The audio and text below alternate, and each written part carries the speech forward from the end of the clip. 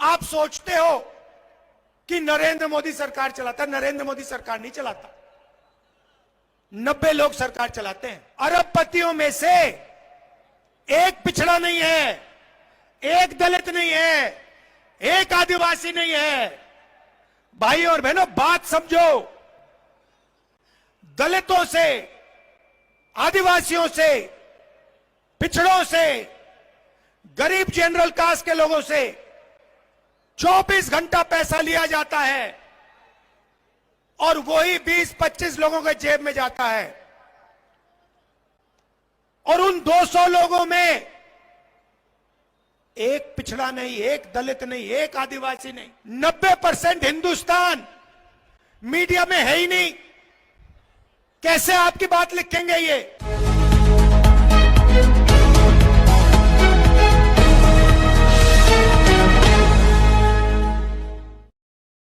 आप सोचते हो कि नरेंद्र मोदी सरकार चलाता, नरेंद्र मोदी सरकार नहीं चलाता।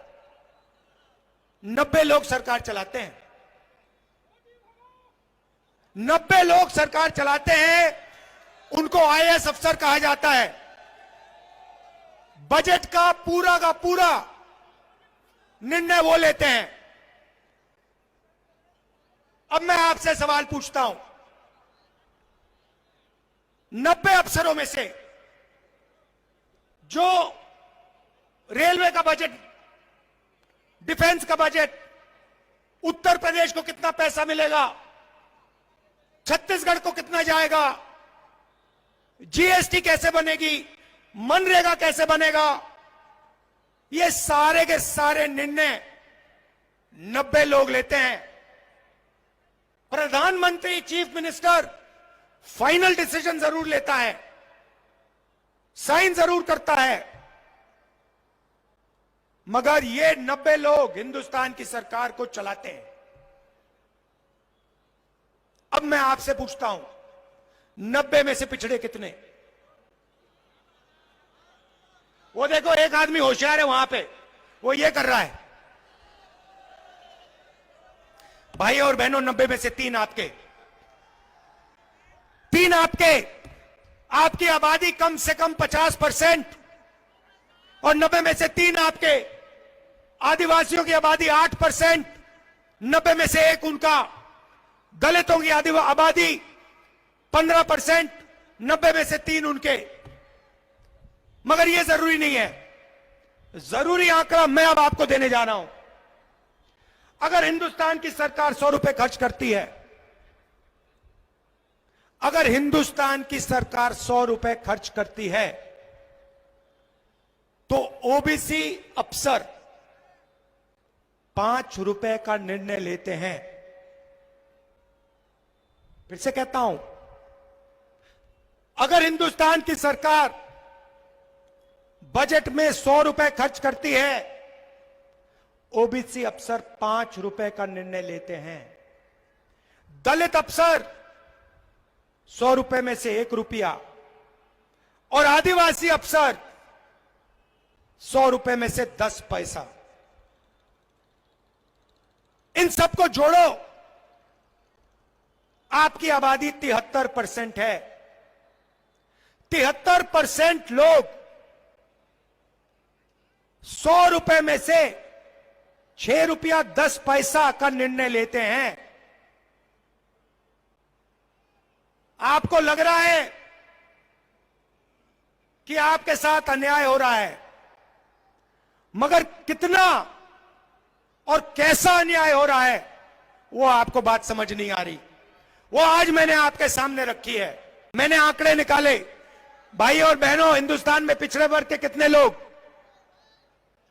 सन्नाटा छा गया, किसी को नहीं मालूम। कितने लोग हैं पिछड़े वर्ग के हिंदुस्तान में? किसी को नहीं मालूम।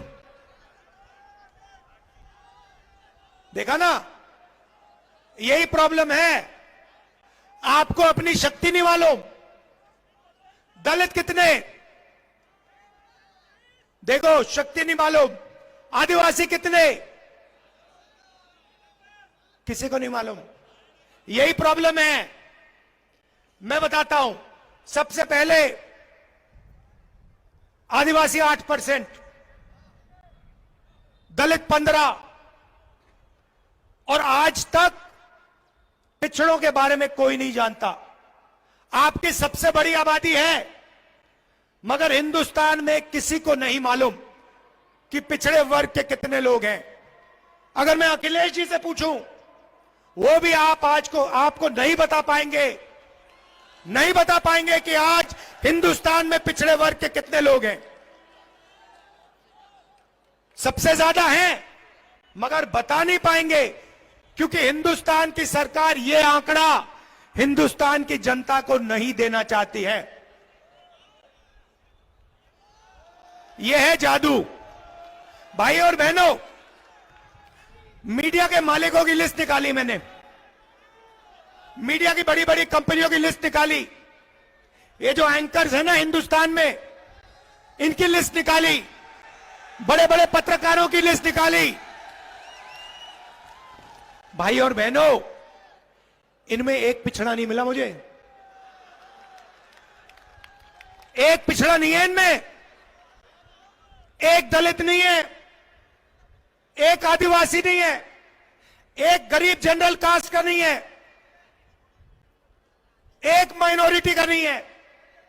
मतलब 90% हिंदुस्तान मीडिया में है ही नहीं। कैसे आपकी बात लिखेंगे ये? अब आप कहोगे, मुझे कहोगे राहुल जी, पता नहीं, आप कहोगे राहुल जी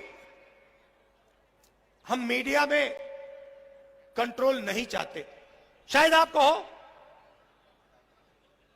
तो फिर मैं आपसे पूछता हूं, हिंदुस्तान की 200 सबसे बड़ी कंपनियों के मालिकों की लिस्ट में पिछड़े कितने, दलित कितने, आदिवासी कितने? बताओ।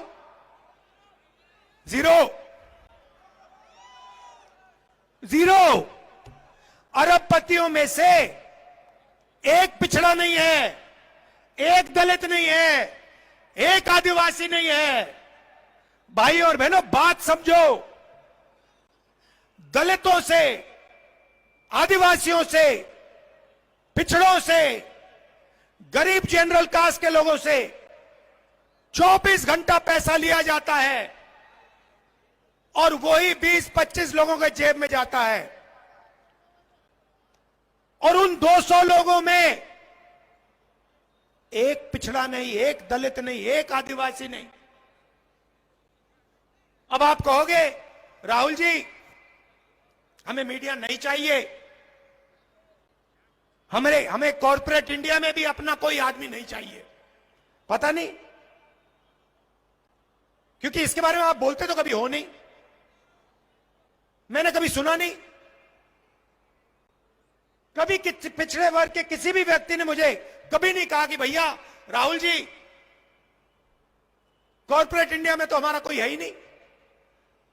तो या तो आपको मालूम ही नहीं, और या फिर आप अपना आदमी वहां चाहते नहीं हो।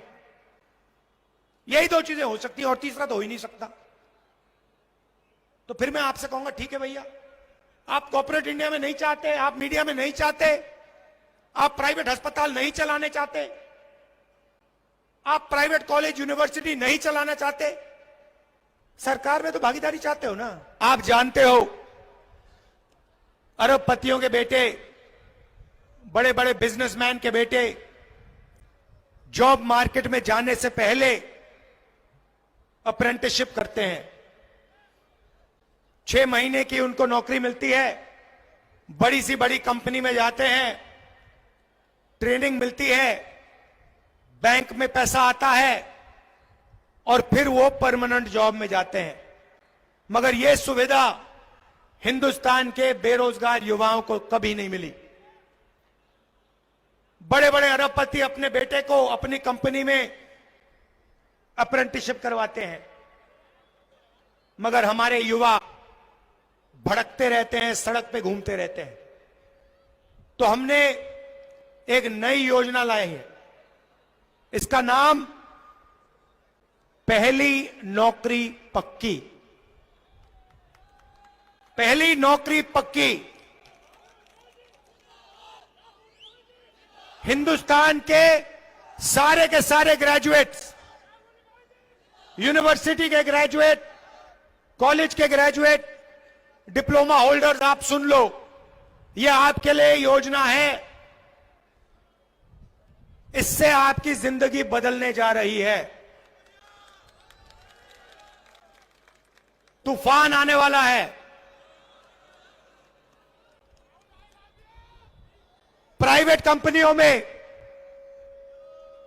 हिंदुस्तान के पब्लिक सेक्टर में और सरकारी ऑफिसेज में हम हिंदुस्तान के ग्रेजुएट्स को अप्रेंटिसशिप का अधिकार देने जा रहे हैं। मतलब अगर आपने हिंदुस्तान की सरकार से अप्रेंटिसशिप मतलब 1 साल की नौकरी मांगी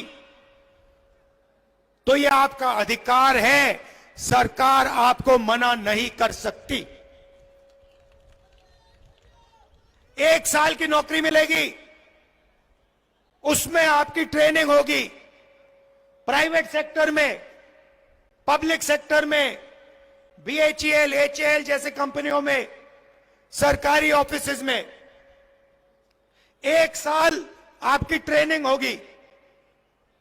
1 साल में आपके बैंक अकाउंट में सरकार 1 लाख रुपया, 8,500 रुपए हर महीने खटाखट डालेगी। उसके बाद 1 साल के बाद आप ट्रेंड होगे। हिंदुस्तान के पास एक ट्रेंड वर्कफोर्स होगी और अगर आपने अच्छा काम किया तो आपकी नौकरी पक्की हो जाएगी।